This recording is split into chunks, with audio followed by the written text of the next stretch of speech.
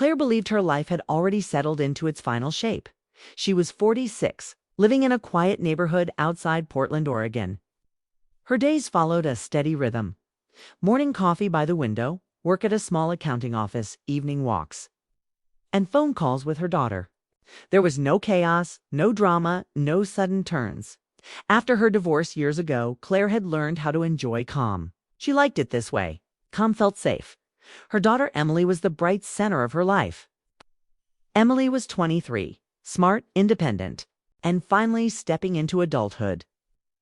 Claire was proud of her in the quiet way that never needed words.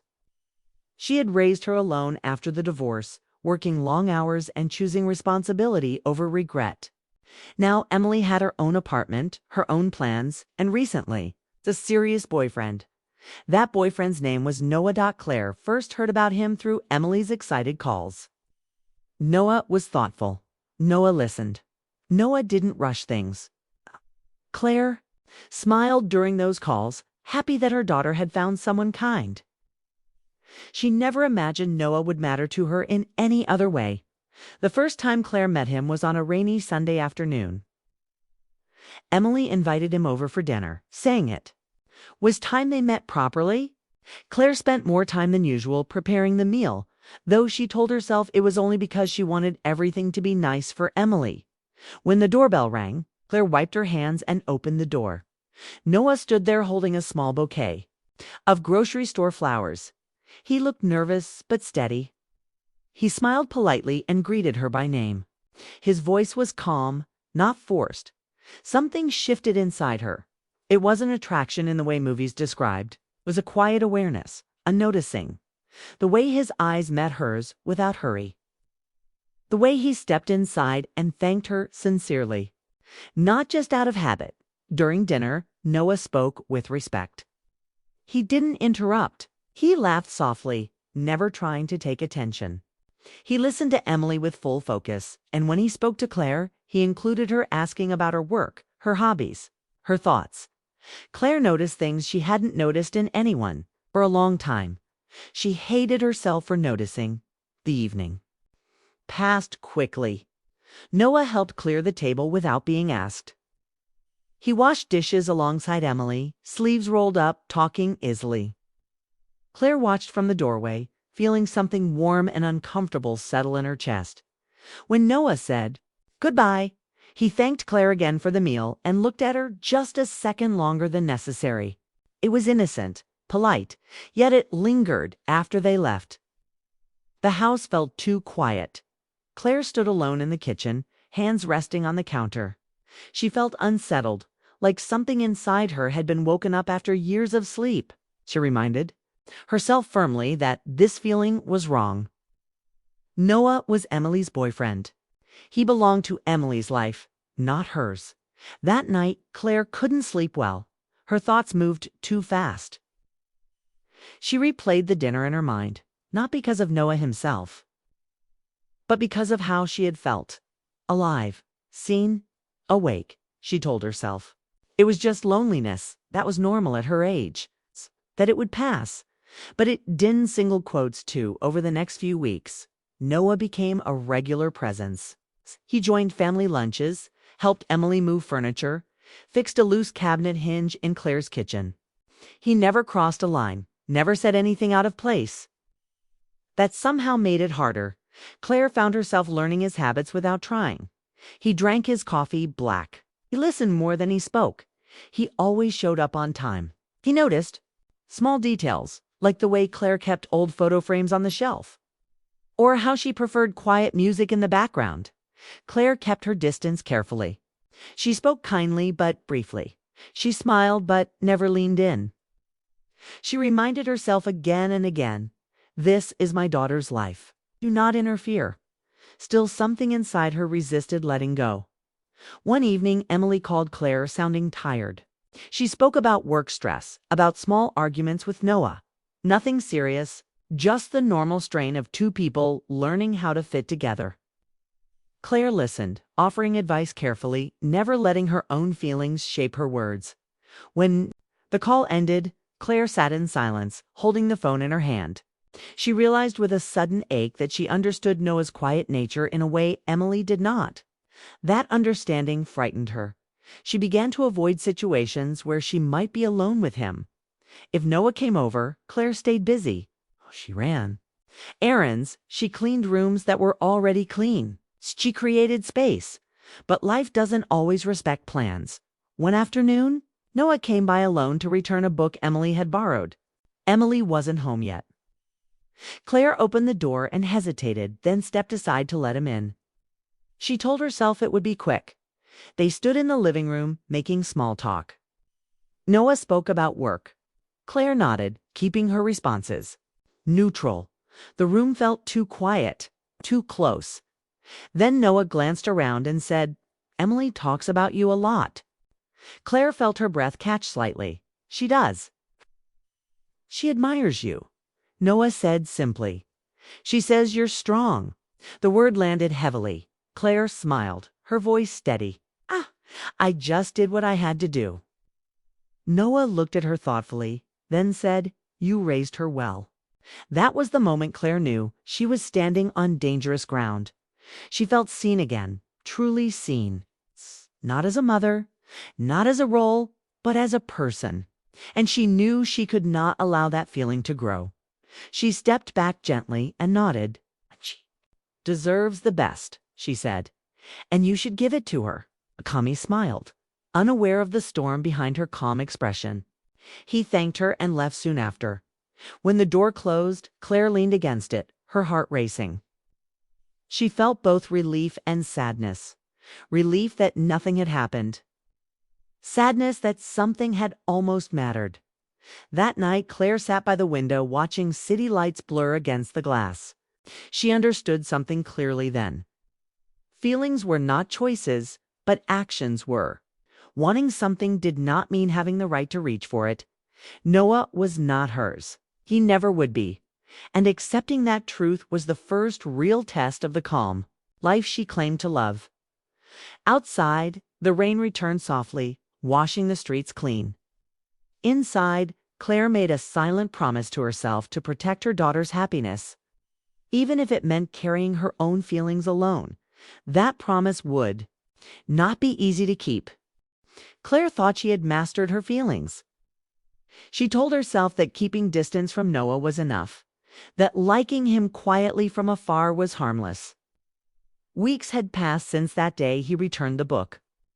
She kept her life in order: work, errands, evening walks, phone calls with Emily. Noah continued to appear naturally in their lives. Always polite, always careful, never crossing lines. And yet every visit felt heavier than before.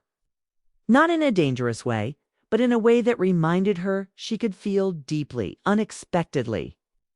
Even when life had taught her restraint. One Saturday afternoon, Claire was in the kitchen preparing lunch. When Emily called, her voice tense. She was frustrated with small arguments and miscommunications with Noah. Nothing serious. But it was the kind of stress that left a mark on young hearts. Claire listened patiently, offering advice, reassuring her daughter with warmth and clarity.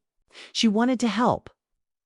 But her words carried an undertone of something unspoken, a deep understanding of Noah's character, his gentleness, his patience, his respect. Claire realized she knew him in ways Emily could not yet see. That thought startled her. She quickly shoved it aside, reminding herself that Noah was not hers to know in that way. He belonged to Emily. The following week, Noah came over again, this time unexpectedly. Emily had been called into a meeting at work. Claire opened the door, surprised but composed. "Hi, Noah," she said. Her voice was calm, but her heartbeat quickened. She told herself it would be a short, neutral conversation. Noah handed her a small package, a gift Emily had asked him to leave with her, and they began talking about simple things. The weather, the city, work. Everything remained ordinary. But ordinary had started to feel intense. Then he paused and said something that lingered longer than it should have. "Your daughter talks about you a lot," he said. Claire froze slightly. Her mind immediately spun, was this harmless? Was it a compliment or a warning? She chose to stay neutral. She does. She replied softly, careful not to let any other emotion escape. Yes, Noah said. She says you're strong, that you've taught her so much about life and kindness. The words simple and sincere hit Claire in a way she did not expect. Strength, kindness, qualities she had tried to hide from herself as much as from others. She smiled, a small, controlled smile, and said, I just tried to do my best. He nodded thoughtfully, then spoke in a quiet tone. You raised her well. Claire felt a sharp tug inside, a mixture of warmth and pain. That sentence could have opened doors she had no right to walk through. She wanted to say more, to express what she had never allowed herself to feel. But she didn't. She only nodded, keeping her distance. The conversation ended naturally, and Noah left soon after. Claire stood by the door, listening to his footsteps fade down the street. Relief washed over her. First, nothing had happened. No boundaries crossed. But then a quiet ache settled in her chest. She realized how deeply she cared, not about him being with her, but about him existing in her life in any meaningful way. The irony was cruel. She was proud of her restraint, proud of the choice to protect Emily's happiness. Yet that pride carried a bittersweet edge. Over the next days, Claire noticed her feelings sharpening. She observed Noah closely in subtle ways, the way he adjusted his shirt when nervous, the way he laughed softly at Emily's jokes, the quiet patience he showed in small, ordinary moments. She began to see that her own heart could respond to gentleness as easily as it had once responded to passion. This realization was dangerous in its subtlety. She recognized the thrill of being understood, of being noticed, of sharing unspoken space with someone who could see her clearly. She told herself firmly Noah was Emily's. She would not cross the line. She would not act on feelings that did not belong to her. One evening, Claire decided to take a long walk to clear her mind. The city was quiet, the air crisp, the sky streaked with early signs of twilight. Her thoughts circled around Noah, around Emily, around the strange tension that had begun to exist in the quiet corners of her life. She realized that liking someone quietly, without acting, could feel almost as vivid as love itself. The difference was the choice, the ability to restrain desire for the sake of something larger. She smiled faintly, understanding that this was its own kind of strength. Later that week, a small crisis at Emily's apartment required Claire's immediate attention. Noah had come along to help move a few pieces of furniture. Emily was at work, stressed and unavailable. Claire felt the familiar flutter of presence when Noah entered the space, but she focused on the task. She handed boxes, adjusted furniture, and gave instructions. Noah worked calmly alongside her, never overstepping, never drawing attention to the tension that lingered between them. In that shared silence, Claire noticed something profound. Intimacy did not require romance. Intimacy could exist in quiet partnership, in shared effort, in respect and care. After the work was done, he sat for a moment in the living room, breathing slightly heavier from the physical effort. Noah looked at her and said softly, "You've done so much for her. She's lucky." Claire felt a pang. This acknowledgement was both comforting and painful. She smiled, controlled, and replied, "She deserves the best. That's all any mother can hope for." Noah nodded and left, and Claire watched him go. Again, relief and longing mingled in her chest.